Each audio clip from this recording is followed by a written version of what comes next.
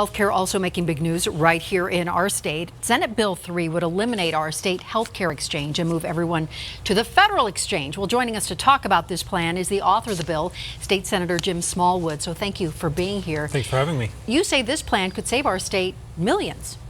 Yeah, it's been proven, if you look back through the data, that our state exchange is really funded by a number of different sources, but many of them are ultimately taxpayer dollars. So with my proposal, first of all, we want to make sure that people know that by repealing our state exchange, that in no way ends the ACA. It doesn't end Obamacare in the state of Colorado. It allows our citizens to buy really those same policies from the same insurance companies at the same rates, but on the website healthcare.gov instead of Connect for Health, because healthcare.gov is already being funded with our federal dollars, whereas at Connect for Health, we're paying for it again with our state dollars. You do not have any Democratic support on this bill, is that correct? I haven't really sought a lot out. Certainly nothing's going to happen in our state legislature unless we get bipartisan support, so I'm hoping to get some. And really I think getting this message out to a broad audience will help with that. I think there's a tremendous amount of fear that repealing our state exchange will in some way put people's coverage in jeopardy. And everybody needs to know that if that was the case, we as Republicans certainly wouldn't be supporting it here in Colorado. We are for a robust marketplace with a tremendous amount of access and affordability, and all three of those things have been failing every single year on the state exchange. In fact, there are over a dozen counties where there's only one insurance company left, and what we don't want to do is be in a situation where we're facing the citizens of those counties telling them, hey, we're terribly sorry that we didn't take any action, but now you have no coverage options available to you. We're really trying to prohibit that to make sure that all Coloradans have access to health care. I know a lot of lawmakers are saying they don't want to upset the system until they see what happens at the federal level. Here's what State Senator Irene Aguilar had to say.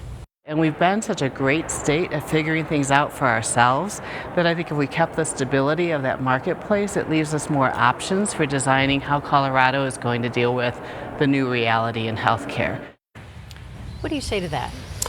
Well, it's dangerous either way. To wait and hope that something comes out of Washington that will fix the ailing marketplace here in Colorado. If you're a citizen of one of those counties who's down to one option, I certainly would expect them to want us to do something a little bit faster before literally the sky falls and they're stuck with no options. So you're sort of in trouble either way, whether you wait or not. But the federal exchange is not something that, in my opinion, is something that can be dismantled and turned off in a period of months. So I'm really hoping that we're going to give our citizens more choices from more insurance companies at a lower cost, not only for the people who are actually buying those policies, but remember, our exchange is funded and has been funded historically with tens of millions of taxpayer dollars from citizens of Colorado who don't even use the exchange. So not only are we hoping to keep access and affordability for the folks that do want to buy Obamacare subsidized policies, but also to try to save money for those who don't. Although those who are saying this is premature to even have this conversation, it doesn't sound like you will be getting that support. I mean, you are getting pushback on this bill. Well, the bill just got introduced a few weeks ago, so you know, I'm trying to get the message out to as many people as I possibly can. I know that it's easier in some cases to just table the whole thing and say, well, we're sure that the bureaucrats in Washington are going to come up with a plan, and we're going to wait to see what that happens. In my role in the Senate, I think that would be irresponsible, and I would not want to face the citizens of those counties and say that we didn't propose anything. And so if the ACA is repealed nationally, your plan passes, how do we prevent these costs from skyrocketing? I mean, these are all so many unknowns out there.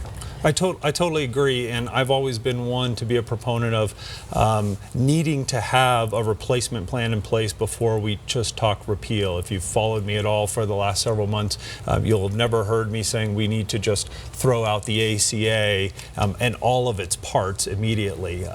There are unquestionably some great things that came out of the Affordable Care Act, and anybody who is in the healthcare world realizes that. And I think the administration in Washington has really articulated well the pieces of it that they're at least committing to keeping, like no pre-existing condition limitations, for example. So I wish I had control of what happens in Washington, but I'm going to trust that they won't do anything that'll put the health care of our citizens at risk. I think we're all anxious to see what will happen with all of this. Thank you so much, Senator Smallwood. I appreciate it. Thank you. When we come back, a look at what's missing from the White House website.